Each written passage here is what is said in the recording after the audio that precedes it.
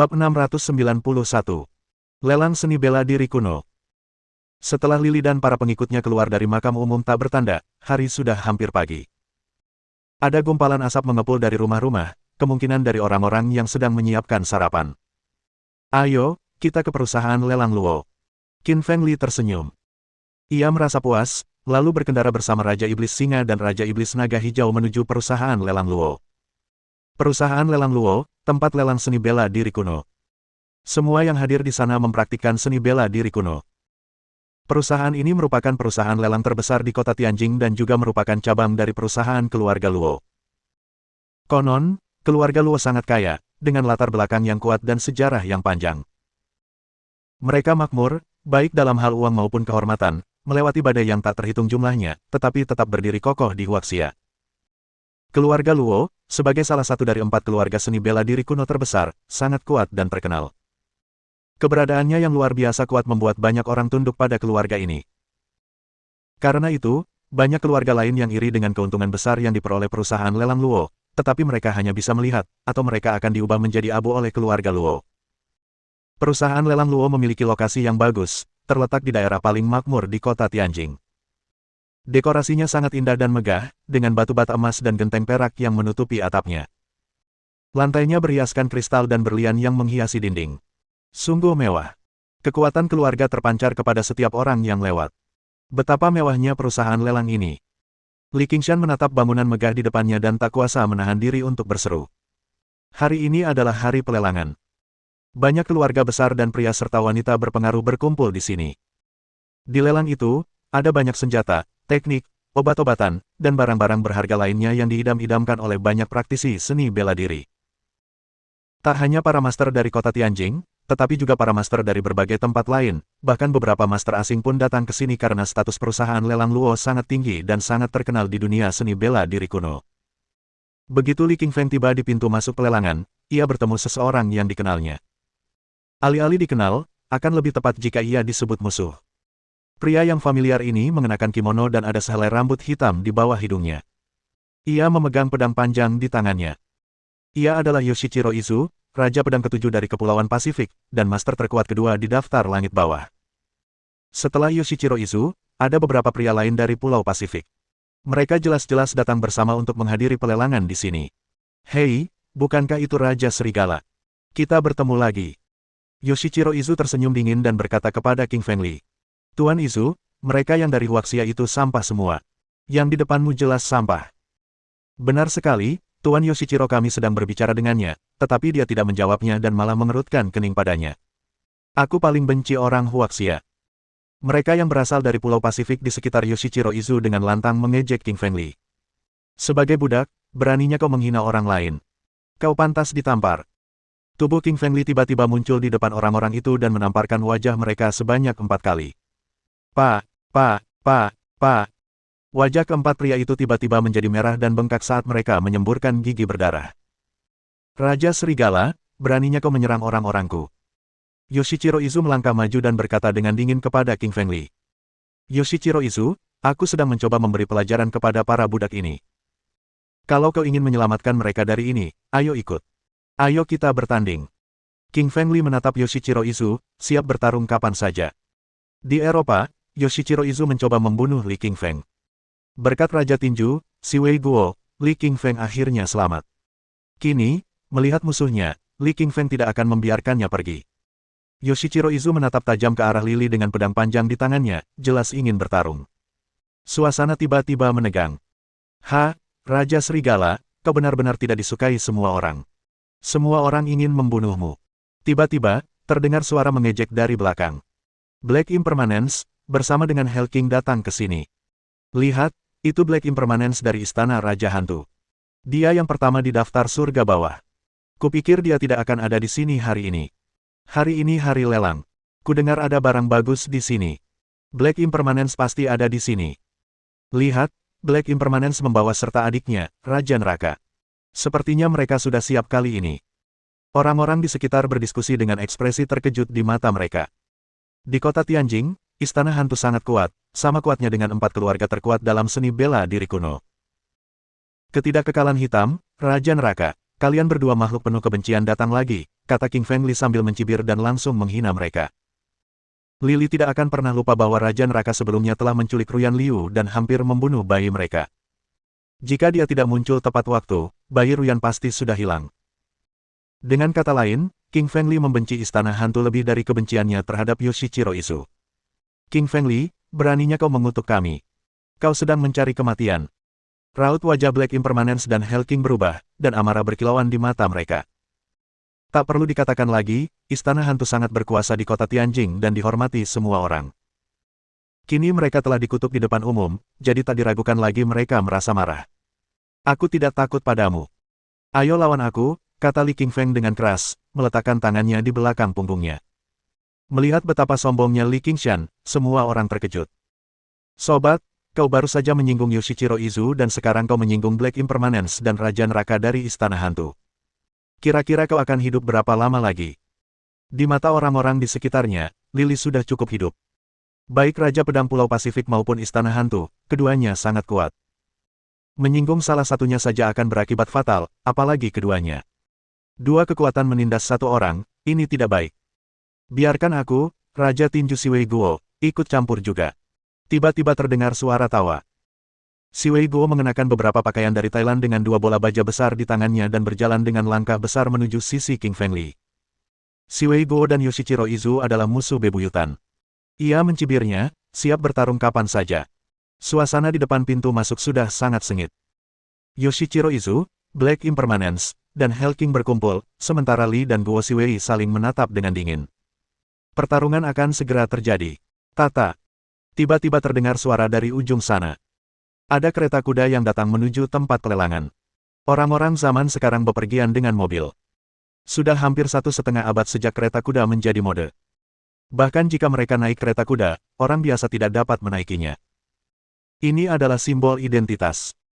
Yang membuatnya lebih mengejutkan adalah kenyataan bahwa kereta itu ditarik oleh seekor harimau. Ya, Anda benar, harimau itu sedang menarik kereta. Pemandangan ini sungguh memukau. Bab 692. Wanita tercantik di Tianjing. Kereta kuda biasanya ditarik oleh kuda, tetapi kereta ini ditarik oleh harimau. Hal ini jelas merupakan bukti prestise pemiliknya. Bulu harimau itu merah, berbulu seperti jarum baja, dan tingginya sekitar 4 meter. Harimau ini memiliki gigi yang tajam dan tubuh yang kuat yang memberikan kesan perkasa. Harimau itu tampak seperti raja binatang. Di antara binatang buas, harimau terkenal sebagai raja jutaan binatang, karena kekuatannya yang luar biasa, keganasannya, dan kesulitannya dalam dijinakkan.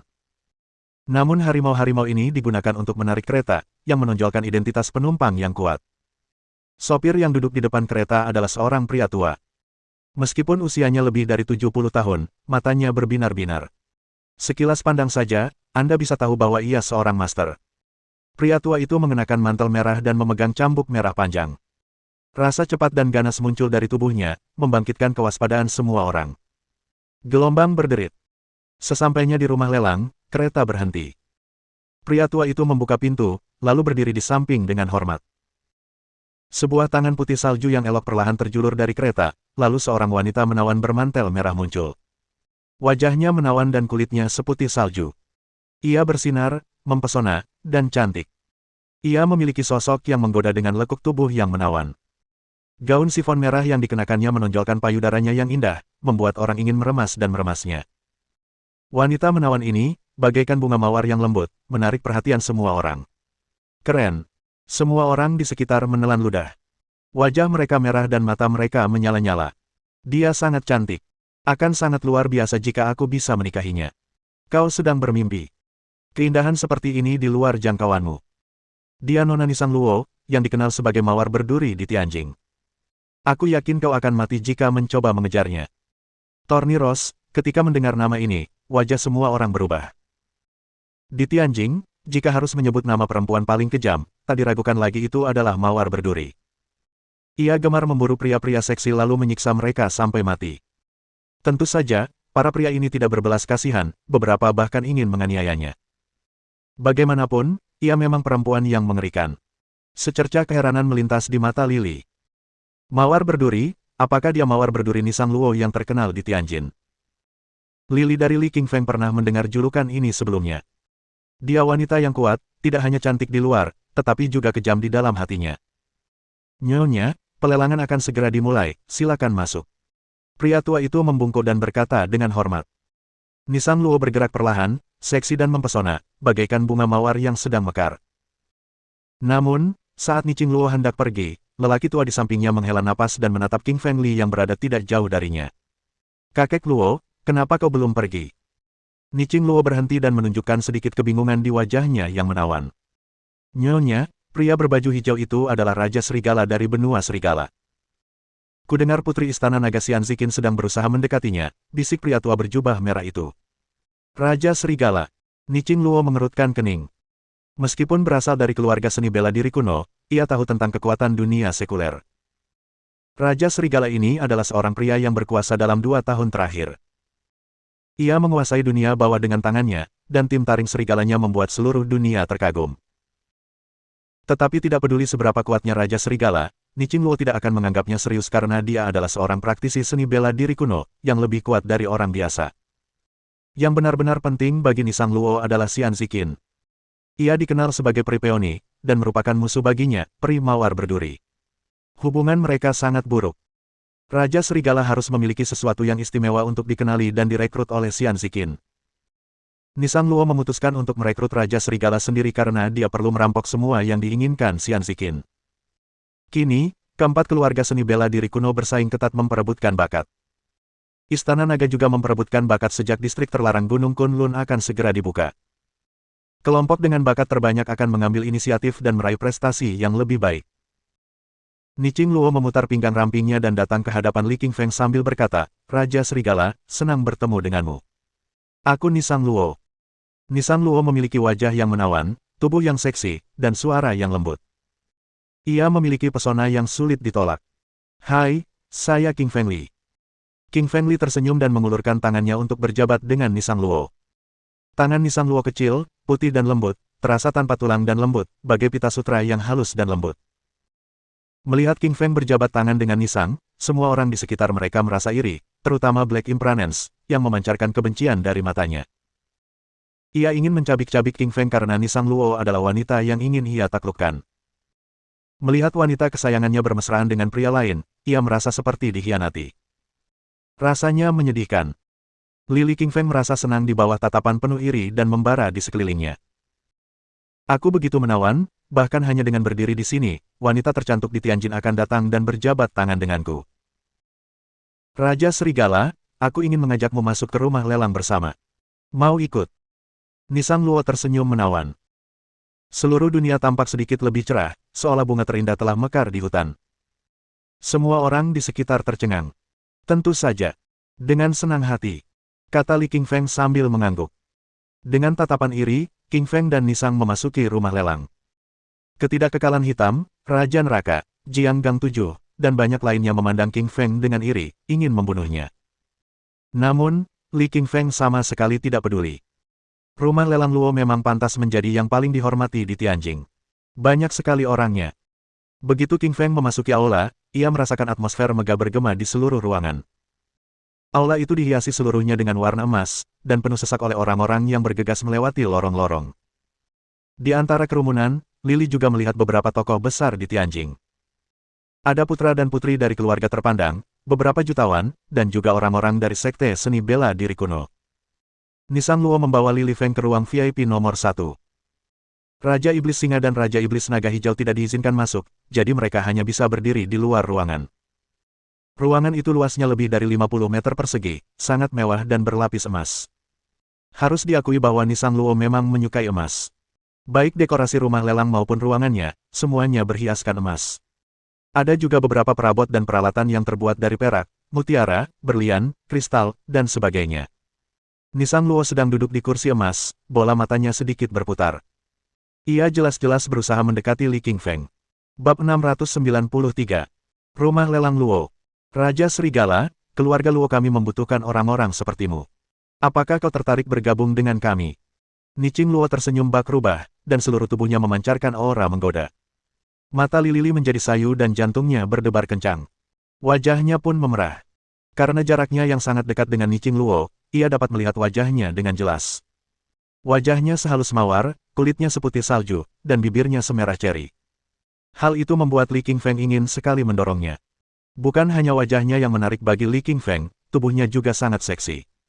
Payudaranya sangat besar dan belahan dadanya semakin menggoda. Hal itu membuat Li Qingfeng mendidih. Pinggangnya ramping, bokongnya montok, dan kakinya jenjang dan ramping. Seluruh tubuhnya mengikuti rasio emas, seolah-olah ia dipahat oleh seorang dewi. Raja Serigala, bergabunglah dengan keluarga kami. Melihat tatapan mata Li yang lesu membuat Niching Luo senang. Ia berkata lagi dengan suara menggodanya, yang mengandung daya tarik misterius. Tepat saat King Feng Li hendak menerima permintaannya, darah Raja Serigalanya tiba-tiba aktif dan menjernihkan pikirannya lagi. Mata Li Qingfeng menjadi jernih dan menatap Niching Luo dengan tatapan bingung. Ia tidak menyangka Niching Luo akan menguasai seni merayu dan merayunya. Jangan bilang dia membangkitkan garis keturunan Vixen, tebak King Feng Li dalam hatinya. Kita bicarakan tentang bergabung denganmu lain kali. Pikiran King Feng Li kini jernih dan dia tidak mau menerima persyaratannya. Soal gadis-gadis menggoda seperti Niching Luo, Lily tidak berani berkomentar terlalu banyak. Karena itu, ia tidak menerima atau menolak. Keluarga Luo adalah salah satu dari 4 keluarga seniman bela diri kuno di Provinsi Tianjing. Keluarga ini sangat berpengaruh dan sebisa mungkin tidak boleh disinggung. Bam! Tepat ketika mereka berdua sedang mengobrol, sebuah suara terdengar di tengah ruang lelang. Suara itu berasal dari kayu yang mengetuk meja. Lelang dimulai dan seorang gadis bertubuh indah berjalan ke tengah panggung. Wajah dan tubuhnya menarik, dia sangat cantik. Saya Cui Cui Luo dari lelang keluarga Luo. Dengan ini, saya menyambut semua orang di acara lelang keluarga Luo hari ini. Setiap tindakan Cui Cui Luo membuat para pria tersipu dan semakin bersemangat. Orang-orang bodoh ini. Kenapa mereka begitu bersemangat hanya dengan sekali lihat? Cui Cui Luo merasa sedikit senang. Gadis itu sangat cerdas. Dia tahu cara mempromosikan dirinya dan produknya. Kecerdasan Cui Cui Luo mengejutkan Li Qingfeng. Kerumunan orang menjadi cemas ketika mereka mengetahui Cui Cui Luo masih belum mengumumkan produk lelang pertama. Cui Cui Luo, umumkan saja barang pertama yang akan dilelang, kata seorang pria yang membawa pedang dan mengenakan kimono. Dia adalah Qilang Jinggang, salah satu raja pedang dari Pulau Pasifik. Barang pertama yang dilelang hari ini adalah teknik gerakan tingkat surga tinggi. Mudah dipelajari dan kau bisa berjalan di atas air seperti berjalan di atas tanah setelah menguasainya, Cui Cui Luo mengumumkan. Teknik tingkat surga tinggi, si bodoh itu malah menjualnya ke publik. Keluh King Feng Li pelan. Di dunia persilatan kuno Huaxia, seni bela diri tidak bisa diajarkan kepada orang luar. Seni bela diri adalah harta karun keluarga, hanya murid dari keluarga tersebut yang boleh mempelajari seni rahasia ini. Tentu saja, ada alasan lain mengapa teknik itu dijual.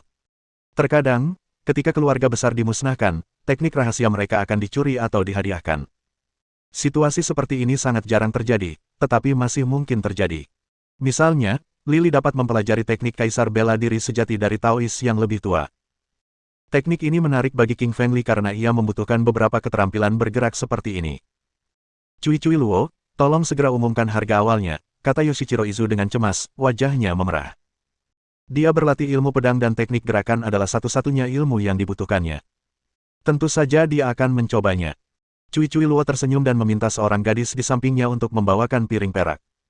Piring itu ditutupi kain merah. Cui Cui Luo mengulurkan tangannya dan menarik kain itu perlahan-lahan. Ada sebuah buku bela diri hitam tergeletak dengan tenang di atas piring. Kata-kata itu tertulis di sampul buku dan memberikan kesan antik dan misterius padanya. Harga awal akan menjadi 100 juta, kata Cui Cui Luo. Tak perlu dikatakan lagi, harga seni bela diri itu sangat tinggi. Bahkan yang paling lemah sekalipun dihargai mulai dari 100 juta. 200 juta. Yoshichiro Izu berdiri dan berteriak. Meskipun ia adalah Raja Pedang ke-7 Pulau Pasifik dan bagian dari Persatuan Raja Pedang, seni tersebut terlalu menarik baginya untuk tetap tenang. 300 juta. Seorang pria gemuk berdiri dan berkata. Yoshichiro Izu melotot padanya dan berkata dengan marah, Si Wei Guo, kamu sudah menjadi master tingkat surga tinggi, mengapa kamu membutuhkan seni ini?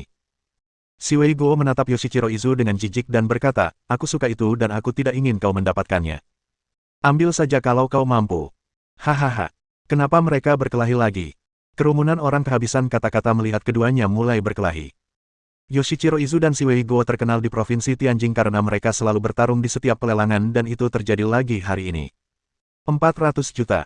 Tepat ketika keduanya bertarung, sebuah suara dingin terdengar. Siapa yang berani bersaing denganku? Yoshichiro Izu menoleh dan melihat seorang pria mengenakan topeng Yama yang menyebutkan harganya. Wajah Yama dipenuhi dengan kesombongan dan dia mengabaikan tatapan Yoshichiro Izu. Melihat orang bertopeng Yama yang menentukan harga, raut wajah Yoshichiro Izu berubah. Setelah berpikir sejenak, ia pun duduk. Dari segi status, Yoshichiro Izu tidak takut pada pria bertopeng Yama karena ia adalah bagian dari aliansi Raja Pedang dan yang terakhir adalah bagian dari Istana Raja Hantu. Keduanya merupakan kekuatan yang sangat kuat. Tapi ini Provinsi Tianjing dan wilayah Istana Raja Hantu. Dia tahu jika dia menjadi mangsa pria bertopeng Yama, kemungkinan besar dia tidak akan bisa keluar dari sini hidup-hidup. Bab 694. Mengacaukan Raja Neraka. Raja Neraka. Melihat Raja Neraka, ekspresi Li Li berubah. Wajahnya dipenuhi amarah dan kebencian. Li Li membenci Raja Neraka yang hampir membunuh Ruyan Liu. Ia ingin membunuhnya, tetapi tidak bisa karena mereka sedang berada di pelelangan. Tanpa izin keluarga Luo, mereka tidak bisa bertarung. Baiklah kalau begitu, biar aku yang mempersulit masalah ini untukmu. Li Qingshan memutuskan bahwa dia tidak akan membiarkan Raja Neraka lolos. 500 juta, kata Li Qingshan tiba-tiba dengan suara keras, suaranya memenuhi seluruh ruangan. Ekspresi Raja Neraka yang bersemangat tiba-tiba menjadi kosong, lalu dipenuhi amarah. Ia jelas tidak menyangka akan ada yang berani bersaing dengannya di Provinsi Tianjing. Ketika dia melihat bahwa yang menagih harganya adalah King Feng Li, dia pun makin kesal. Li Li ingin membunuh Raja Neraka, dan Raja Neraka juga ingin membunuhnya. Keduanya ingin membuat yang lain mati. Sebelum Li King Feng diselamatkan oleh Tetua Tao dan Raja Neraka diselamatkan oleh Wajah Hitam, keduanya kembali bertarung. 600 juta, kata Raja Neraka. 700 juta. King Feng segera mengikutinya. 800 juta, lanjut Raja Neraka. 1 miliar. Mata King Feng Li berbinar dan menambahkan 200 juta. 1 miliar 200 juta. Raja Neraka menatap Li King Feng dan mengancamnya. 1 miliar 800 juta.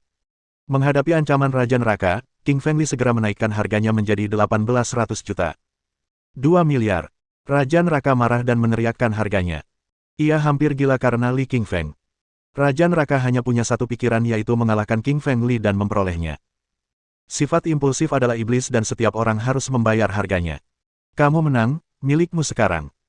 Ketika Raja Neraka melakukan panggilan 2 miliar, King Feng Li menyeringai dan berhenti. King Feng Li, beraninya kau mempermainkanku. Seluruh tubuh Raja Neraka menggigil. 2 miliar bukanlah angka yang kecil. Seluruh ruang lelang hening dan semua orang menatap Raja Neraka dengan sedikit ejekan. Mereka ingin tertawa, tetapi tidak berani. Orang ini punya banyak uang dan menghabiskannya dengan sembarangan. Dia tidak tahu betapa sulitnya mencari uang, kan? Ekspresi Raja Neraka sangat buruk. Dia sekarang mengerti bahwa dia telah ditipu oleh Li King Feng. Selamat kepada Raja Neraka, dia berhasil memperoleh 2 miliar, kata Cui Cui Luo gembira, tetapi nadanya juga dipenuhi ejekan. 2 miliar? Itu 20 kali lipat harga aslinya yaitu 100 juta. Meskipun itu adalah teknik gerakan tingkat surga tinggi, nilainya hanya sekitar 1 miliar. Namun, Raja Neraka menghabiskan 2 miliar untuk membelinya. Raja Neraka sangat marah. Selain itu, hilangnya reputasinya membuatnya semakin marah. Tatapan Raja Neraka ke arah King Feng Li menjadi sangat dingin, bahkan mengandung niat membunuh. Menghadapi tatapan membunuh Raja Neraka, King Feng Li hanya tertawa dan mengabaikannya. Li Qingshan membalikkan badannya dan mulai mengobrol riang dengan Ni Qing Luo. Obrolan mereka berdua kembali membuat Raja Neraka kesal. Barang pertama yang terjual dengan harga 20 juta membuat Cui Cui Luo sangat senang. Semakin tinggi harga penawaran, semakin besar komisi yang bisa ia dapatkan. Barang kedua istimewa. Ini setetes darah dari hewan misterius yang tak teridentifikasi oleh mesin analisis kami.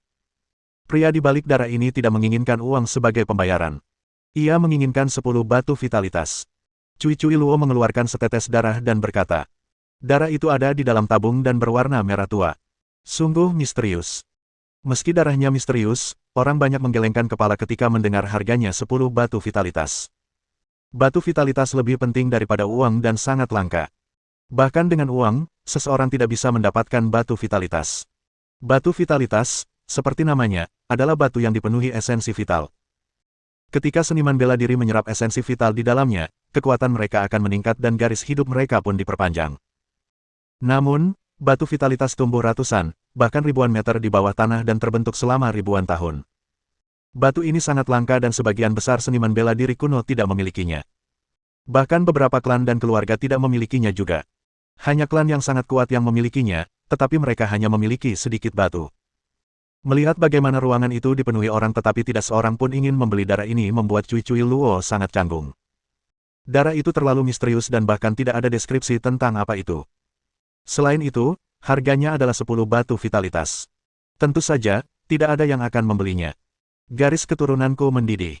Melihat darah merah itu membuat tubuh Li Qingfeng mendidih. Ada suara di dalam tubuhnya yang menyuruhnya untuk mendapatkan darah itu. Lili tahu darah itu sangat penting baginya. Mungkin darah itu bahkan bisa mengembangkan darah totemnya sekali lagi. King Feng Li punya firasat bahwa darah itu akan membantunya melampaui tingkatan surga bawah dan mengirimnya ke tingkatan surga tinggi. Tepat ketika King Feng Li berdiri dan hendak membeli darah, tangan kirinya membeku dan wajahnya dipenuhi kecanggungan. Jika itu uang, Li Qingfeng tidak akan kesulitan. Dengan status dan kekuasaannya saat ini, bahkan jika diminta 100.000 juta, itu akan mudah. Kuncinya adalah darah membutuhkan batu vitalitas, bukan uang. Namun, Li Qingfeng tidak memiliki batu vitalitas. Apa yang harus kulakukan? Darah ini sangat penting bagiku, tapi aku tidak punya batu vitalitas. Li Qingfeng khawatir. Ni Qingluo sangat cerdas dan tahu bahwa King Feng Li membutuhkan darah. Raja Serigala, aku bisa membantumu membeli darahnya, tapi kau harus membantuku. Ni Qingluo tersenyum dan berkata, bantuan apa? Alis Li Qingfeng menegang. Dia tahu bahwa dia tidak punya niat baik. Raja Serigala, kau tak perlu khawatir. Permintaanku sederhana, bergabunglah dengan keluarga Luo kami. Tentu saja, keluarga kami tidak akan memperlakukanmu dengan buruk. Ni Qingluo tersenyum menggoda. Ni Qingluo terlalu menarik sehingga orang-orang tidak mungkin menolaknya. Meskipun Li Qingfeng menginginkan darah itu, ia menggelengkan kepalanya. Ia berkata, aku tidak bisa bergabung dengan keluargamu. Jika memungkinkan, aku akan membantumu melakukan 3 hal sebagai ganti darah itu. Bab 695. Tetesan darah misterius. Alis Ni Qingluo menegang setelah mendengar apa yang dikatakan Li Qingfeng. Bulu matanya berkedut, dan ia sedang berpikir. Ni Qingluo ingin memasukkan King Feng Li ke dalam keluarganya, tetapi King Feng Li menolaknya dan malah menawarkan untuk melakukan 3 tugas untuknya sebagai balasan. Ni Qingluo memutuskan untuk menerima tawaran Li Qingfeng setelah mempertimbangkannya. Ia tidak mempercayainya, tetapi ia percaya pada Xian Ziqin. Xian Ziqin sangat mementingkan Li Qingfeng. Meskipun mereka musuh, dia tahu Xian Ziqin adalah simpanan istana naga dan sangat arogan. Orang-orang yang dia anggap penting jelas bukan orang biasa. Raja Serigala jelas memiliki beberapa keahlian khusus yang belum dilihat Ni Qingluo. Ia percaya bahwa selama ia menjadikan Li Qingfeng bagian dari keluarganya, ia akan mengejutkannya pada akhirnya. Raja Serigala, aku akan menerima tawaranmu. Sebagai imbalan darahmu, kau harus memenuhi 3 permintaanku. Yizhang Luo tersenyum. Nada suaranya seperti roh rubah, selalu menggoda. Yizhang Luo, dengan jari-jarinya yang bagaikan batu giok, mengeluarkan 10 batu vital dan memberikannya kepada King Feng Li. Sebagai selir keluarga Luo di Provinsi Tianjing, ia hanya memiliki 10 batu vital, tetapi untuk mendekati Lili, ia menghabiskan seluruh modalnya. Bagaimanapun, batu vital sangat penting bagi seniman bela diri kuno manapun. Lili sedang menyelidiki batu-batu vital itu karena baru pertama kali melihatnya. Batu itu seukuran telur, seperti kristal, dan memancarkan cahaya. King Feng Li menghirup satu napas dan merasakan seluruh tubuhnya dirawat. Tetesan darah ini menginginkan 10 batu vital. Apakah ada yang menginginkannya? Jika tidak, aku akan melelang barang ketiga. Cui Luo merasa canggung setelah melihat bagaimana tidak ada yang menginginkan darah itu setelah sekian lama.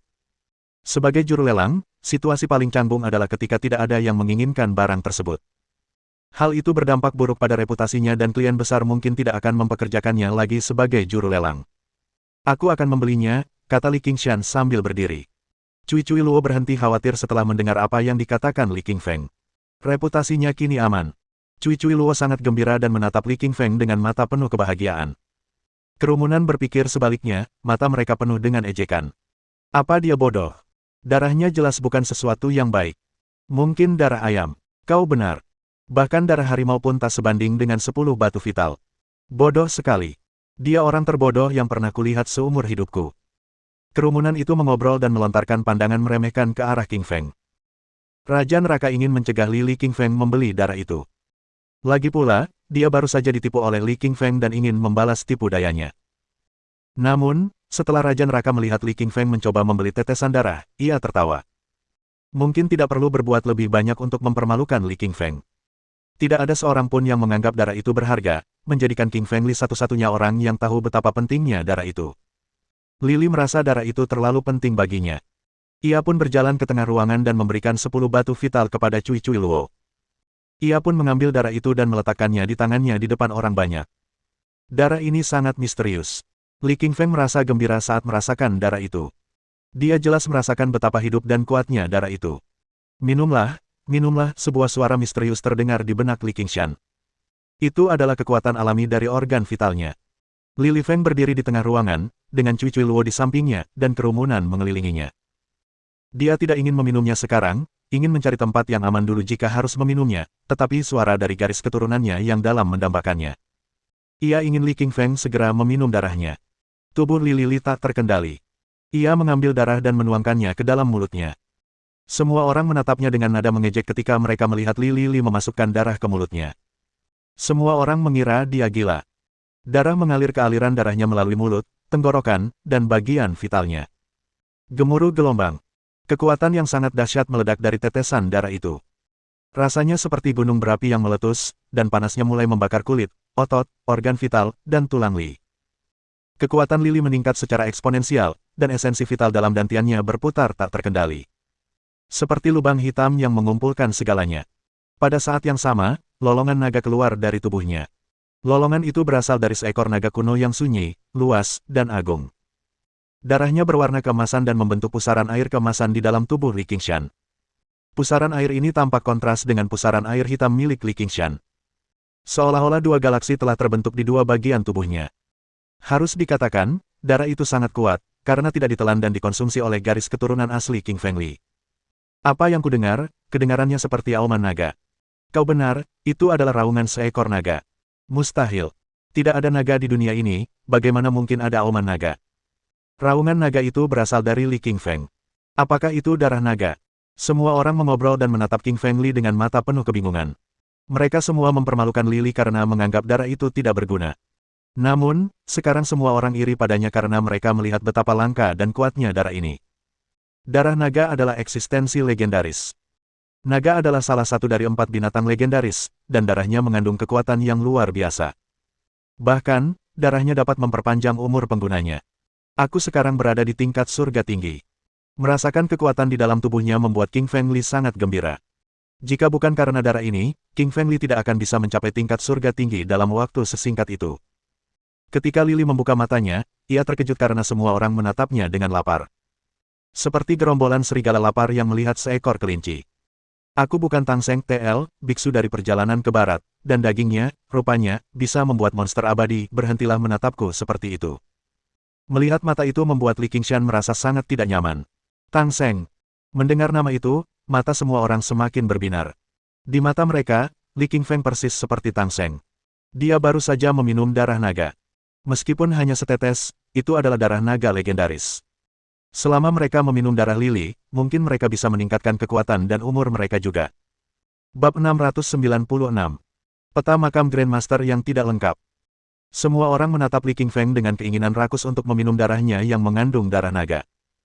Frustrasi dengan situasi ini, Li Qingfeng ingin segera melarikan diri dari tempat itu. Beruntung Ni Qingluo berdiri di saat kritis ini dan berkata dengan suara lantang, "Datanglah ke sisiku, King Feng Li." Semua orang menggigil mendengar kata-katanya dan tidak berani menatap penuh keserakahan pada King Feng Li lagi karena Ni Qingluo telah menempatkannya di bawah sayapnya. Sambil tersenyum tipis, King Feng Li berjalan dari tengah blok lelang ke area tempat duduk di mana Ni Qingluo sedang menunggunya. Begitu King Feng Li melangkah masuk ke dalam kompartemen, dia menyesali keputusannya karena Ni Qingluo menatapnya dengan keserakahan yang sama di matanya, tampak seperti ingin merobek pakaiannya dan meminum darahnya.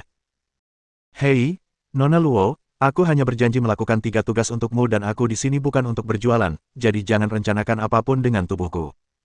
Sambil menutupi tubuhnya, King Feng Li bertingkah seperti wanita yang tersinggung. "Fiuh, aku tidak suka tubuhmu. Aku hanya tertarik meminum darahmu." Kilatan panas muncul di wajah Ni Qingluo yang menggoda. Ia menganggap pria di hadapannya sebagai bintang keberuntungan karena telah meminum darah naga legendaris. Meski hanya setetes, tetap saja itu darah naga. Setelah episode tersebut, suasana di pelelangan memanas dan semua orang bersiap untuk memperebutkan barang berikutnya. Beberapa saat yang lalu, King Feng Li membeli setetes darah naga jadi barang berikutnya pasti lebih berharga dari itu. Barang terakhir dari rumah lelang Luo hari ini adalah peta makam seorang Grandmaster yang belum lengkap. Peta makam Grandmaster yang tidak lengkap. Mendengar pengumuman ini, aula lelang dipenuhi kegembiraan karena hanya sedikit orang yang mencapai alam Grandmaster. Setiap Grandmaster memiliki kemampuan untuk mendirikan sekolahnya sendiri dengan teknik bela diri yang memungkinkan seseorang terbang di udara, membunuh dengan sehelai daun, dan mengambil kepala musuh dalam jarak 30 meter.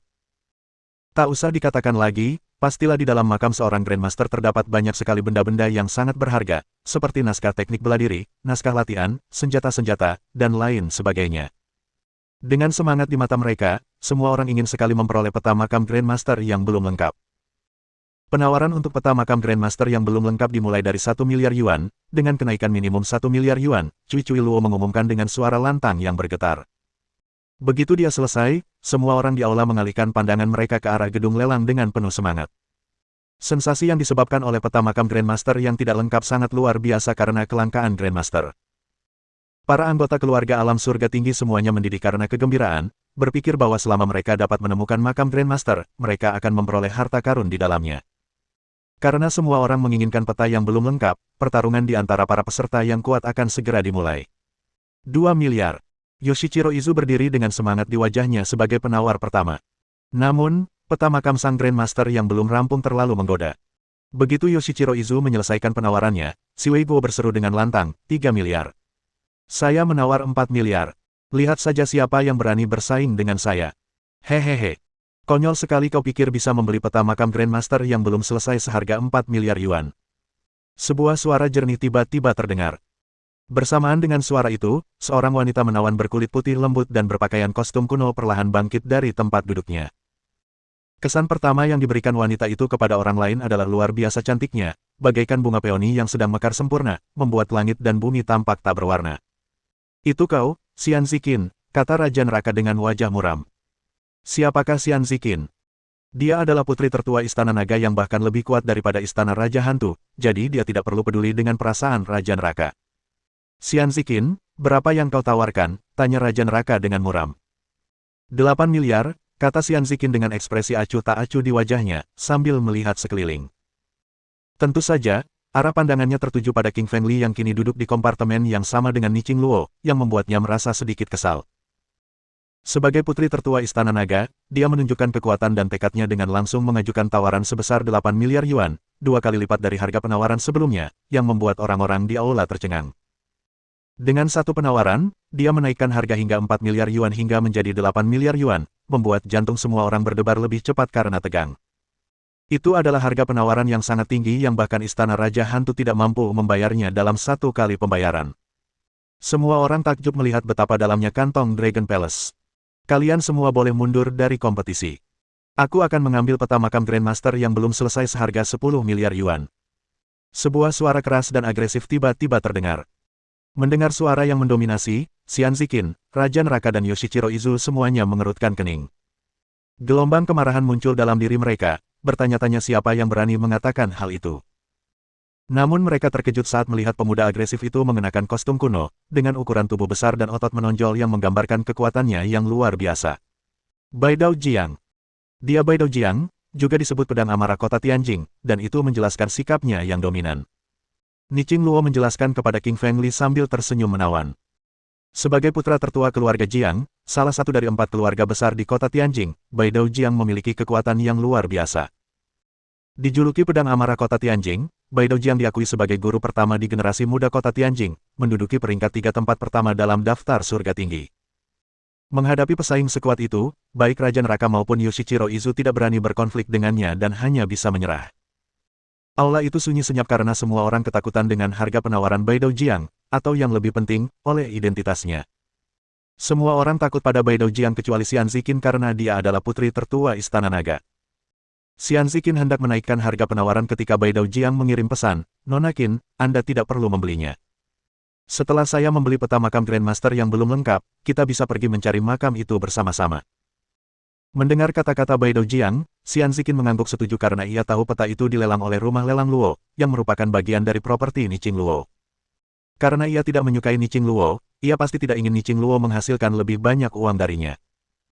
Baiklah, Bai Dao Jiang, aku bisa memberimu peta yang belum lengkap itu dan sebagai gantinya, kita akan pergi ke makam dan menemukan harta karun itu bersama-sama, kata Xian Ziqin dengan suara rendah yang hanya bisa didengar oleh mereka berdua. Cui Cui Luo tertegun sejenak, lalu segera kembali tenang. Ia mengumumkan dengan penuh semangat, 10 miliar. Adakah yang punya harga penawaran lebih tinggi? Dia bertanya 3 kali dan seluruh aula lelang tetap sunyi. Mereka jelas telah mengenali Bai Daojiang, orang yang tidak akan sebodoh itu untuk mereka saingi kecuali mereka ingin mati. Karena tidak ada yang mengajukan penawaran, saya akan umumkan hasilnya sekarang, kata Cui Cui Luo dengan nada gembira. Bab 697. Menipu tawaran Luo. Peta makam Grandmaster yang belum selesai dijual ke Bai Daojiang seharga 10 miliar yuan, seru Cui Cui Luo dengan suara lantang. 10 miliar adalah harga penawaran tertinggi di rumah lelang Luo hari itu. Harga ini 8 miliar yuan lebih tinggi dari harga Walk on Water. Ketika barang terakhir, peta makam Grandmaster yang tidak lengkap, terjual, pelelangan pun berakhir. Orang-orang mulai meninggalkan aula setelah pelelangan berakhir. Ketika Raja Neraka dan Yoshichiro Izu pergi, mereka berdua menatap tajam ke arah kompartemen Li Qingfeng, niat membunuh terpancar dari mata mereka. Xian Ziqin juga menatap penuh arti ke arah King Feng Li dengan ekspresi yang tak terbaca di matanya. Melihat Niqing Luo menarik Li Qingfeng ke sisinya membuat Xian Ziqin sedikit tidak nyaman. Namun, sekuat apapun dia, Xian Ziqin tidak berani membuat masalah di wilayah keluarga Luo. King Feng Li tidak menyadari bahwa kedekatannya dengan Niqing Luo telah menimbulkan kebencian dalam diri Xian Ziqin yang sebelumnya telah mencoba menariknya namun tidak berhasil. Raja Serigala, ini kartu VIP bintang 5 dari keluarga Luo kami yang bisa kau gunakan di tempat usaha manapun milik keluarga Luo dan akan memberimu dana awal sebesar 10 miliar yuan. Dengan senyum di wajahnya, Niqing Luo menyerahkan kartu VIP bintang 5 itu kepada Li Qingfeng. Diukir dengan karakter Luo yang melambangkan keluarga Luo, kartu VIP bintang 5 ini dibuat dengan emas, memancarkan cahaya keemasan yang berkilauan. Entah kenapa, keluarga Luo sangat menyukai emas. Bahkan kartu VIP mereka pun terbuat dari emas, yang membuat Li Qingfeng terdiam. Meskipun kartu VIP emas itu sangat berharga, King Feng Li tetap menerimanya karena ia menghormati keluarga super kuat itu. Coba pikirkan, apakah keluarga yang mampu melelang darah naga akan menjadi keluarga biasa? Tentu saja keluarga Luo tidak tahu bahwa setetes darah itu sebenarnya darah naga, berpikir seperti orang lain bahwa itu mungkin darah tikus, atau mereka tidak akan pernah melelangnya. Raja Serigala, sebaiknya kau tidak keluar seperti itu atau orang-orang itu akan mencoba membunuhmu. Tentu saja, Niqing Luo menyadari niat di sekitarnya dan mencoba memperingatkannya. Sekarang, Lili sangat populer di kalangan musuh-musuhnya, bagaikan sosis lezat di tengah kawanan anjing lapar.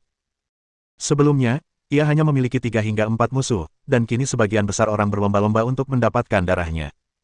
Lili mengetahui alasan di balik peringatan Niqing Luo. Setetes darah naga itu membantunya menembus alam surga tinggi, meningkatkan kekuatannya secara drastis. Ia tidak takut pada Yoshichiro Izu, tetapi ia harus tetap waspada terhadap orang-orang kuat yang bersembunyi di kegelapan. Nona Luo, aku tidak bisa tinggal di tempatmu seumur hidupku. Percuma saja menghindari apa yang akan terjadi, dan aku akhirnya harus pergi. Sambil tersenyum tipis, kata Li Qingfeng. Ia ingin menguji kekuatannya, dan orang-orang yang berniat jahat kepadanya adalah subjek terbaik eksperimennya. Orang-orang itu ingin membunuhnya, dan ia ingin membunuh mereka. Kedua belah pihak ingin menjadi pemburu, bukan mangsa. Makam Grandmaster akan dibuka 3 hari lagi. Kamu bisa menunggu di sini selama waktu itu, lalu kita bisa pergi ke makam bersama, kata Niqing Luo. Makam Grandmaster. Li Qingfeng mengerutkan kening dengan ekspresi bingung dan bertanya, bukankah kau sudah menjual peta makam Grandmaster yang belum selesai itu kepada Bai Daojiang? Bagaimana kita bisa pergi ke sana? Siapa yang memberitahumu bahwa hanya ada 1 salinan peta? Apakah ada beberapa salinan? Ya. Totalnya ada 3 eksemplar dan kami hanya menjual 1, kata Niqing Luo sambil tersenyum licik, tampak seperti rubah yang telah memanipulasi semua orang. Sialan. Beraninya kau macam-macam dengan Bai Daojiang, pedang amarah kota Tianjing. Tak bisa berkata-kata, Li Qingfeng memutar bola matanya. Li Lili mendengar bahwa Niqing Luo, si cantik pertama kota Tianjing, suka bermain-main dengan orang. Bukan masalah besar jika ia hanya menggoda orang biasa, tetapi kali ini, ia cukup berani menggoda Bai Daojiang, salah satu dari 3 master teratas dalam daftar surga tinggi dan putra tertua keluarga Jiang, salah satu dari 4 keluarga seniman bela diri kuno. Jika Bai Daojiang mengetahui ada salinan lain dari peta makam Grandmaster yang tidak lengkap yang dibelinya seharga 10 miliar yuan, dia pasti akan membuat masalah bagi Niqing Luo. Karena Li Qingfeng sekarang sangat dekat dengan Niqing Luo, dia mungkin juga akan ditipu. Jangan khawatir. Dengan perlindungan kakakmu, tak akan ada yang berani menyusahkanmu. Niqing Luo berkata dengan bibir merahnya yang sedikit mengerucut, penuh kesombongan dan keganasan, yang dilunakkan oleh sensualitas dalam suaranya. King Feng Li mendengus mendengar pernyataan Niqing Luo yang memberinya perlindungan karena dia hanya percaya pada dirinya sendiri. Nona Luo, saya akan kembali ke kota Laut Timur dan akan menjemput Anda 3 hari kemudian. Garis bawah. King Feng Li garis bawah berdiri, siap untuk pergi. Meskipun Ni Qingluo ingin dia tinggal di sini selama 3 hari, King Feng Li harus menolak tawarannya karena Sue Lin dan Ruyan Liu sedang menunggu kepulangannya di kota Laut Timur. Raja Iblis Singa dan Raja Iblis Naga Hijau telah menunggunya di pintu keluar saat dia keluar dari kompartemen. Tuan Muda, kami telah memeriksa di luar dan menemukan banyak orang berkeliaran di luar sana. Kami khawatir tidak aman untuk keluar sekarang.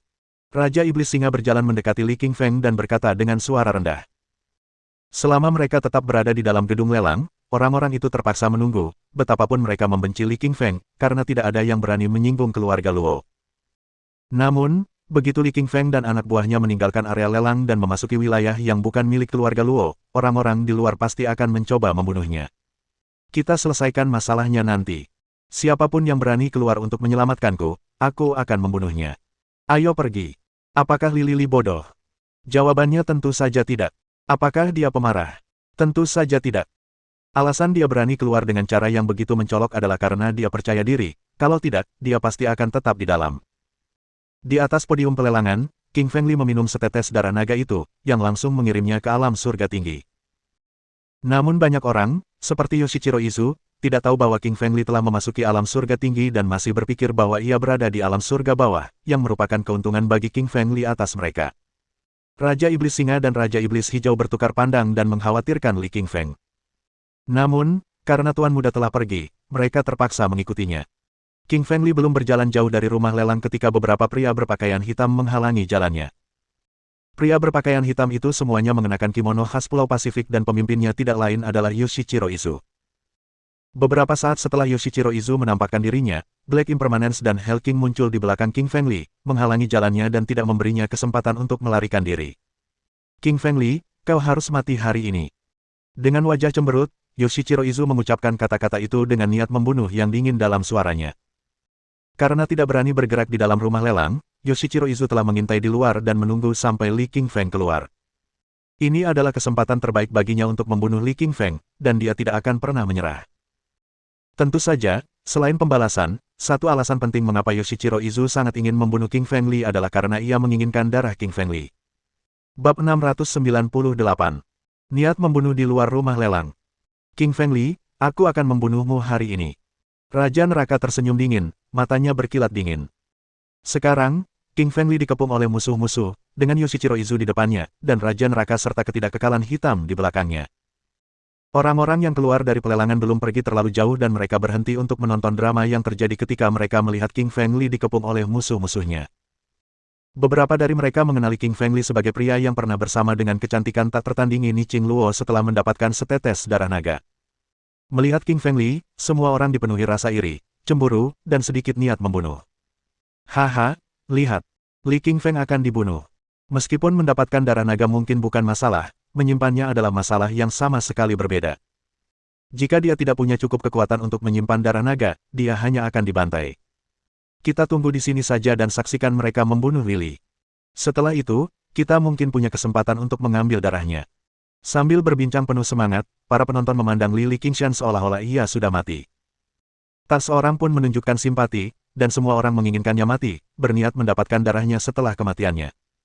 Dan mereka juga mengenali Yoshichiro Izu dan Raja Neraka yang kekuatannya sudah terkenal. Dengan semua musuh kuat yang mengelilinginya, Li King Feng pasti sudah mati. Beberapa orang menindas satu orang. Dasar sampah. Dengan suara pelan, Si Wei Guo berjalan masuk dari kejauhan. Ia seorang pria gemuk yang sangat lincah. Anda hampir tidak dapat membayangkan bahwa pria gemuk ini sebenarnya adalah seorang juara tinju dan master alam surga tinggi. Si Wei Guo adalah teman baik King Feng Li dan dia selalu muncul setiap kali King Feng Li dalam bahaya. Gendut, kau harus berurusan denganku. Sebuah suara dingin terdengar dari samping, dan seorang pria parubaya dengan dobok taekwondo keluar dari sudut gelap. Pria itu berusia sekitar 40 tahun dengan wajah tegas dan otot-otot yang menonjol. Sekilas pandang saja, siapapun bisa melihat bahwa ia memiliki kekuatan yang luar biasa. Yilong Park, apa maksudmu? Melihat pria parubaya itu, ekspresi Si Wei Guo berubah. Si Wei Guo mengenal pria parubaya itu. Namanya Yilong Park, dan ia bukan hanya jenius taekwondo Korea, tetapi juga seorang master surga tinggi. Raja Serigala membunuh adikku, Raja Taekwondo, jadi dia harus mati hari ini. Yilong Park tersenyum dingin dengan tatapan membunuh. Dia telah bersembunyi di kegelapan untuk menyergap dan membunuh Li King Feng hingga Si Wei Guo tiba-tiba datang. Dia tahu dia tidak bisa bersembunyi lagi, kalau tidak, Li Qingfeng akan diselamatkan oleh si Wei Guo. Raja Serigala, kau punya terlalu banyak musuh, kata si Wei Guo sambil melirik ke arah King Feng Li dan cemberut. Dengan seorang penduduk Pulau Pasifik di depannya, orang-orang dari Istana Raja Hantu di belakangnya, dan seorang guru taekwondo di sampingnya, King Feng Li memang tengah dikepung musuh-musuhnya. Si Wei Guo, maaf merepotkan. Tolong berhenti di Taman Yilong untukku, dan aku akan membelikanmu makanan. Li Qingfeng melambaikan tangannya. King Feng Li, apa kau pikir kau akan baik-baik saja selama Yilong Park tidak ikut bertarung? Aku akan membunuhmu hari ini. Dengan pedang panjang di tangan, Yoshichiro Izu berkata dengan dingin. Lily tersenyum tipis, memperhatikan mereka semua dengan saksama seolah-olah mereka berada di bawahnya. Ia pasti akan kalah jika tidak meminum darah naga. Pada akhirnya, darah itu menjadi kartu as baginya. Dengan suara siulan, pedang panjang Yoshichiro Izu merobek udara, meninggalkan bayangan kabur saat menusuk ke arah King Feng. Pedang itu begitu cepat sehingga orang biasa bahkan tidak bisa melihat apapun selain bayangan samar di udara. Sebagai Raja Pedang Ketujuh dan Master peringkat kedua dalam daftar langit bawah, Yoshichiro Izu bagaikan dewa dalam hal ilmu pedang tarikan cepat. Saat Yoshichiro Izu menggerakkan pedangnya, Black Impermanence dan Hell King di belakang ikut bergerak, melompat ke udara dan menyerang King Feng Li dari dua arah berbeda. Menghadapi serangan tiga lawan, Li King Feng tetap tenang, tahu bahwa untuk memenangkan pertempuran, ia harus membunuh salah satu dari mereka terlebih dahulu. Karena Yoshichiro Izu adalah satu-satunya yang memegang senjata dan dengan demikian menjadi ancaman terbesar baginya, mata Li Qingfeng tertuju padanya terlebih dahulu. Sial! Pedang panjang di tangan Yoshichiro Izu dipotong menjadi dua bagian oleh pedang api merah milik King Feng Li. Sialan, Raja Serigala! Beraninya kau mematahkan pedang panjangku. Yoshichiro Izu menatap pedang patah di tangannya, matanya penuh amarah. Yoshichiro Izu telah lama menyimpan pedang panjang itu bersamanya sejak gurunya memberikannya kepadanya saat ia meraih gelar Raja Pedang Ketujuh dari Kepulauan Pasifik. Bisa dibayangkan betapa marahnya ia ketika pedang panjang itu dipatahkan oleh Li Qingfeng. Mengabaikan hinaan Yoshichiro Izu, King Feng Li menusukkan pedangnya dari samping ke jantung Yoshichiro Izu seperti sambaran petir merah yang ditelan udara panas. Merasakan sakit yang tajam dan melihat ke arah jantungnya yang tertusuk, Yoshichiro Izu dipenuhi rasa takut. Bagaimana mungkin? Bagaimana mungkin Raja Serigala begitu kuat sampai membunuhku hanya dengan satu gerakan pedangnya? Dengan tatapan bingung, Yoshichiro teringat bahwa hanya beberapa hari sebelumnya di arena pertempuran Master di Benua Macan, Li Qingfeng berada di puncak alam surga bawah, sama seperti dirinya. Bagaimana mungkin Li Qingfeng bisa tumbuh begitu kuat sejak saat itu? Tidak, Raja Serigala tidak mungkin berada di tingkat puncak surga bawah dengan kekuatan sekuat itu, jadi dia pasti telah mencapai alam surga tinggi. Memikirkan kekuatan Li Qingfeng saat ini, Yoshichiro Izu dipenuhi rasa takut dan penyesalan. Kalau saja dia tahu bahwa King Feng Li telah memperoleh kekuatan alam surga tinggi, Yoshichiro Izu tidak akan pernah berani mencoba membunuh King Feng Li, kecuali dia ingin mati. Sayang sekali tidak ada jalan kembali. Yoshichiro Izu dibunuh oleh Li Qingfeng dengan satu gerakan pedangnya karena ia salah memperkirakan kekuatan Li Qingfeng. Apa? Yoshichiro Izu terbunuh hanya dengan satu gerakan pedang. Raja Neraka dan Ketidakkekalan Hitam sama-sama mengubah ekspresi mereka menyaksikan hasil yang tak terduga ini. Karena mereka memiliki tingkat kekuatan yang sama dengan Yoshichiro Izu yang telah dibunuh oleh Li Qingfeng dengan satu gerakan pedangnya, mungkin saja Li Qingfeng dapat membunuh mereka dengan cara yang sama. Pada saat itu, mereka terkejut karena menyadari bahwa mereka telah dibodohi, menganggap King Feng Li sebagai Master Langit Bawah padahal ia mungkin adalah Master Langit Tinggi. Berlari. Berwajah pucat, Raja Neraka dan Ketidakkekalan Hitam menghentikan serangan mereka dan buru-buru mundur. Kerumunan yang menyaksikan tercengang saat melihat mereka mundur, bertanya-tanya mengapa dua tuan dari Istana Raja Hantu itu kabur sebelum pertarungan dimulai. Namun, ketika mereka mengingat bagaimana Li Qingfeng membunuh Izu Yoshichiro dengan satu gerakan pedangnya, orang-orang yang menonton menggigil dan beberapa dari mereka bahkan pucat pasi karena mereka telah mengucapkan beberapa komentar jahat tentang Li Qingfeng dan bahkan meramalkan bahwa ia akan dibunuh. Hasil ini benar-benar menamparkan wajah mereka. Bab 699. Memenggalmu dengan satu ayunan. Wuss. Li Lili mengayunkan pedangnya ke arah kepala Raja Neraka. Pedang panjang di tangannya berubah menjadi api berbentuk pedang dan langsung menyerangnya. Dia menyimpan lebih banyak dendam terhadap Raja Neraka daripada terhadap Ketidakkekalan Hitam, itulah sebabnya Raja Neraka menjadi target pertamanya. Raja Neraka tampak ketakutan melihat pedang berubah di tangan King Feng dan dia merasakan tatapan pembunuh yang kuat terpancar dari King Feng Li. Raja Neraka dulunya adalah Master level SSS. Setelah Raja Hantu mengirimnya untuk berlatih di neraka level 18, ia mencapai tahap puncak surga bawah setelah menguasai teknik Raja Hantu. Dia pikir tidak akan ada masalah untuk membunuh Li Qingfeng dengan kekuatannya yang luar biasa di tahap puncak alam surga bawah. Tapi siapa sangka Li Qingfeng sudah mencapai alam surga tinggi. Dasar brengsek. Dia merasa sangat tertekan seolah seluruh hidupnya tertindas oleh Li Qingfeng. Raja Neraka menjalani kehidupan yang menyedihkan sejak bertemu Li Qingfeng. Mereka adalah musuh bebuyutan. Aku tidak boleh mati. Raja Serigala telah merenggut istriku dan membunuh keluargaku. Aku harus membalas dendam, kata Raja Neraka dengan tatapan ganas dan jahat. Pedang lili sudah ada di belakangnya. Satu kematian untuk setiap ayunan pedang sudah pasti. Pada saat ini, Raja Neraka menyeret ketidakkekalan hitam di depannya sebagai perisai. Raja Neraka, aku kakakmu, dan kau menggunakanku sebagai tameng. Black Impermanence ketakutan ketika ia merasakan dirinya ditarik mundur. Dia tidak menyangka adiknya akan mengkhianatinya di saat kritis ini. Kakak senior, aku tidak bisa mati, jadi kau harus mati untukku. Raja Neraka menyeringai dan menendang ketidakkekalan hitam ke arah pedang Li Qingshan. Ia lalu berbalik dan lari. Memercikkan. Pedang Li Qingfeng menebas kepala Black Impermanence hingga terpental 7 meter. Darah muncrat dari lehernya, mewarnai trotoar menjadi merah. Black Impermanence, tempat pertama dalam daftar peringkat surga bawah. Mati. Kepalanya terjatuh ke tanah dengan mata masih terbuka, dipenuhi dendam dan kebencian. Jika dia dibunuh oleh Lily di depan, amarahnya pasti akan berkurang. Namun, adiknya sendiri memanfaatkannya sebagai tameng untuk melarikan diri. Ketidakkekalan hitam tidak membenci Lily karena membunuhnya. Ia membenci Raja Neraka karena bersikap menyebalkan dan mengorbankannya. Sialan, Li Qingfeng memang hebat. Dia memenggal kepala ketidakkekalan hitam dengan satu tebasan pedangnya. Benar, satu tebasan pedangnya dan petinggi di tingkat surga tinggi akan mati. Sepertinya Li Qingfeng pasti sudah menguasai tingkat surga tinggi sekarang. Tapi Istana Raja Hantu tidak akan memaafkannya karena membunuh ketidakkekalan hitam. Istana Raja Hantu memiliki pengaruh besar di kota Tianjing. Li Qingfeng mungkin bahkan tidak bisa meninggalkan kota itu. Semua orang di sekitar mereka mulai berdiskusi dengan ekspresi terkejut di wajah mereka. Beberapa dari mereka berharap mendapatkan darah Lily, tetapi melihat betapa kuatnya dia, mereka terlalu takut untuk mendekatinya, apalagi membunuhnya. Li Qingfeng tidak terlalu senang bisa membunuh ketidakkekalan hitam dengan satu tebasan pedang. Ia tidak menyangka Raja Neraka akan memanfaatkan kesempatan ini untuk melarikan diri secepat itu. Raja Neraka adalah target prioritas Lily, bukan ketidakkekalan hitam. Raja Neraka bagaikan ular yang mengenalnya dengan baik dan bisa menyelinap keluar untuk menggigitnya kapan saja. Musuh tidak menakutkan. Yang menakutkan adalah musuh di dalam kegelapan. Li Qingfeng tidak memperhatikan tubuh Black Impermanence. Ia berjalan ke sisi lain tempat Raja Tinju Siwei Guo dan Yilong Park bertarung. Yilong Park menyaksikan saat King Feng Li bertarung dengan Yoshichiro Izu dan Black Impermanence sehingga dia ketakutan saat King Feng Li berjalan ke arah ini. Informasi yang didapat Yilong Park dari benua macan adalah bahwa Li Feng berada di puncak alam surga bawah, sehingga keluarga Taekwondo mengirimnya, seorang master alam surga tinggi, untuk mengalahkannya. Namun, ternyata Li Feng sebenarnya adalah master alam surga tinggi, yang di luar dugaannya. Dari kecepatan pedang Li Qingfeng, ia tahu bahwa Li Qingfeng bukan sembarang ahli di tingkat surga tinggi. Ia pasti sangat tangguh. Raja Serigala, kau menyembunyikannya dengan sangat baik. Aku tidak tahu kau sehebat ini. Siwei Guo takjub melihat betapa kuatnya Li Qingshan. Gemuk, kejutan, canda Li Qingfeng. Mereka sangat dekat sebelumnya dan selalu bercanda satu sama lain.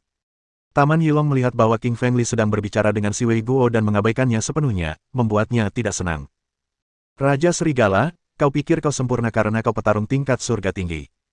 Yah, aku juga. Yilong Park menyeringai dan berkata dengan suara yang kejam. Yilong Park dan Siwei Guo sama-sama berada di tahap awal tingkatan surga bawah, jadi tidak ada satupun di antara mereka yang dapat mengalahkan satu sama lain setelah beberapa ronde. Yilong Park juga menyadari bahwa King Feng Li juga berada di tahap awal level surga tinggi sehingga dia tidak takut sama sekali. Mendengar itu, Li Qingshan tersenyum, jika kamu ingin pergi ke neraka lebih awal, maka biarkan aku mengabulkan keinginanmu. Kirim aku ke neraka. Aku bukan petarung level surga bawah yang payah. Kau tak bisa membunuhku. Dasar bodoh. Aku akan memenggal kepalamu dengan satu ayunan pedangku. Satu lambaian pedangmu. Hahaha, lucu sekali. Ini mungkin lelucon terlucu yang pernah kudengar tahun ini. Yilong Park tertawa bodoh. Yilong Park memang punya harga diri sebagai master tingkat surga tinggi. Siwei Guo bahkan tak bisa bicara soal membunuhnya dengan mudah, jadi bagaimana mungkin Li Qingshan bisa mengatakannya. Li Qingfeng menertawakan kebodohan Taman Yilong. Dia bahkan tidak menggunakan teknik pedangnya saat membunuh Yoshichiro Izu tadi. Jika dia melakukannya, Yoshichiro Izu pasti sudah hancur berkeping-keping sekarang. Ledakan api merah, seru Li Qingfeng dengan suara rendah. Esensi vital berkumpul di sekitar pedangnya dan berubah menjadi api. Pedang itu melesat menembus udara dan melesat tepat ke arah kepala Yilong Park. Yilong Park ketakutan karena kekuatan mengerikan yang dikumpulkan oleh pedang itu dan mencoba menghindari serangan itu, tetapi dalam waktu singkat, King Feng Li muncul tepat di depannya. Wus! Kepala Yilong Park terpenggal oleh pedang dan terlempar ke udara. Darah mulai mengucur deras darinya. Hingga saat itu, matanya masih dipenuhi ketakutan. Yilong Park tiba-tiba teringat apa yang dikatakan pemimpin keluarga Taekwondo kepadanya, bakat yang tak tertandingi tetap sempurna bahkan di level yang sama. Konon, bakat-bakat tak tertandingi itu hanya muncul sekali setiap 100 tahun, dan mereka tak terkalahkan di level yang sama. Li Qingfeng sebenarnya adalah tipe jenius tak tertandingi yang hanya muncul sekali setiap 500 tahun. Satu ayunan pedang membunuh Yilong Piao, membuat semua orang di sekitar terkejut, dan bahkan lebih takjub daripada saat Black Impermanent terbunuh tadi, mengingat Yilong Piao sudah menjadi master tingkat surga tinggi. Bab 700. Bayi akan lahir dalam setengah bulan. Hening. Hening yang mematikan. Keheningan berlangsung cukup lama di sekitar rumah lelang. Semua orang berdiri dengan mulut ternganga, seolah-olah baru saja melihat hantu. Memenggal kepala seorang guru tingkat surga tinggi dengan satu ayunan pedang terdengar seperti kisah dari kisah 1001 malam, namun hal itu baru saja terjadi di depan semua orang. Astaga, orang ini benar-benar hebat. Ternyata dia cuma pura-pura lemah. Kau benar, dia memang hebat. Kepala Yilong Park langsung hilang begitu dia menghunus pedangnya. Untung saja aku tidak menyerangnya saat itu, kalau tidak aku mungkin juga sudah mati. Setelah keheningan yang panjang, orang-orang mulai mengobrol. Mereka bersyukur kepada Tuhan karena tidak terburu-buru menyerang Li Qingfeng, yang akhirnya menyelamatkan nyawa mereka. Si Wei Guo menatap King Feng Li dengan saksama seolah-olah dia belum pernah bertemu dengannya sebelumnya. Apa yang kau lihat, gendut? Aku bukan gadis cantik. Li Qingfeng memutar matanya. Meskipun si gendut ini sangat kuat, dia juga menyukai gadis cantik, yang mana merupakan hal yang wajar karena setiap pria menyukai gadis cantik.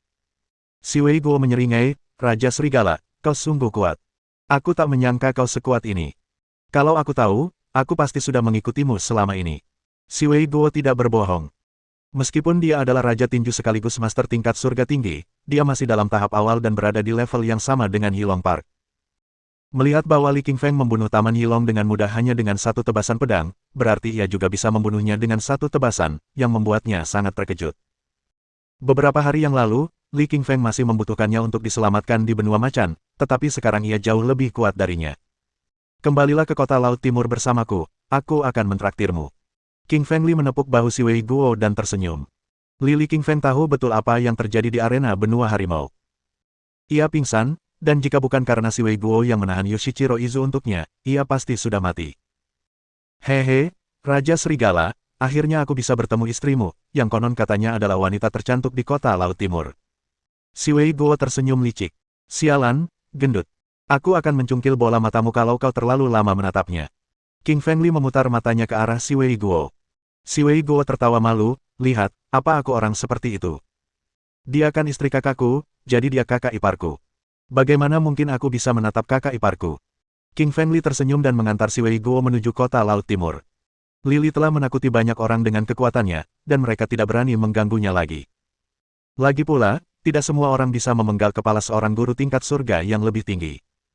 3 jam kemudian, King Feng Li tiba di kota Laut Timur dan melihat Ruyan Liu ketika dia berkendara ke gerbang Istana Mulia. Ruyan Liu tampak menawan bak mawar. Pesonanya berbeda dengan Ni Qing Luo. Ia memiliki pesona murni, sementara Ni Qing Luo lebih seperti wanita jalan yang mempesona. Mungkin karena kehamilannya, Ruyan Liu akhir-akhir ini sangat bersemangat dan bugar. Kulitnya seputih dan sehalus salju di Gunung Everest, dan matanya yang besar dan cerah bersinar seperti bintang-bintang di langit. Bentuk tubuhnya bahkan lebih sempurna. Dadanya sebesar buah melon, membuat orang bertanya-tanya seperti apa rasanya. Ruyan Liu sedang berjalan-jalan di gerbang sambil mengenakan gaun hamil yang longgar. Kemana saja kamu, King Feng? Kenapa aku tidak melihatmu hari ini? Melihat mobil King Feng Li mendekati jalan masuk, senyum tersungging di wajah cantik Ruyan Liu.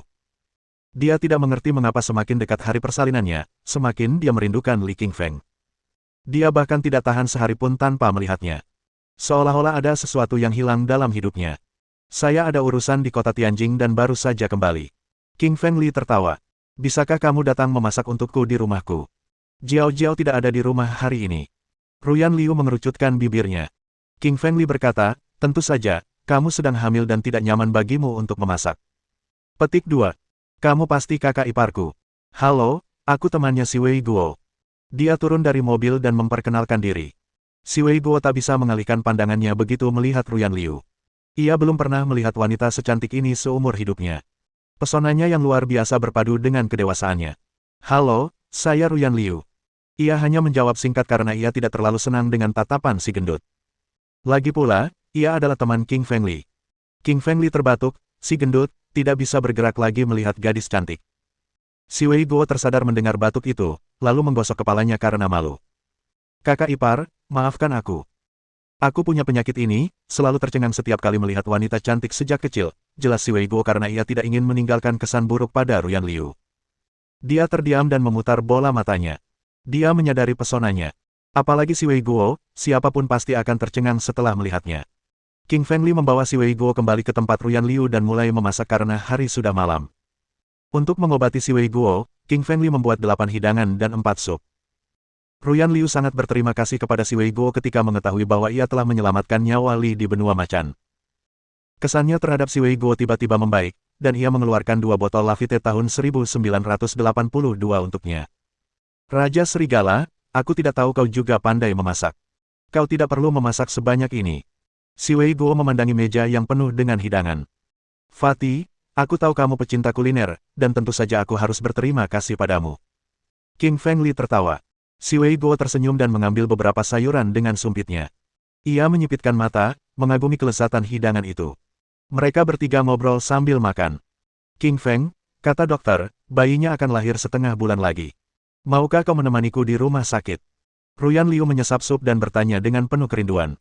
Sebagai ayah dari bayi itu, Lili tentu berharap bisa berada di sana saat bayinya lahir. Kalau tidak, akan sangat disayangkan. Ya, aku juga ingin melihat anak itu lahir. Senyum lembut tersungging di mata Li Qingshan. Ia merasa bahagia saat membayangkan akan dapat melihat buah hatinya dalam waktu setengah bulan lagi, hal yang wajar bagi setiap calon ayah. Mohon dukungan dari omom ante-ante sekalian, buat subscribe atau sharekan novel Mimin ke Facebook kalian, agar channel Mimin bisa terus berkembang. Dengan begitu, Mimin bisa lebih semangat untuk up novel seru lain ke depannya. Buat teman-teman yang sudah subscribe dan sharekan novel Mimin, Mimin ucapkan terima kasih sebanyak-banyaknya.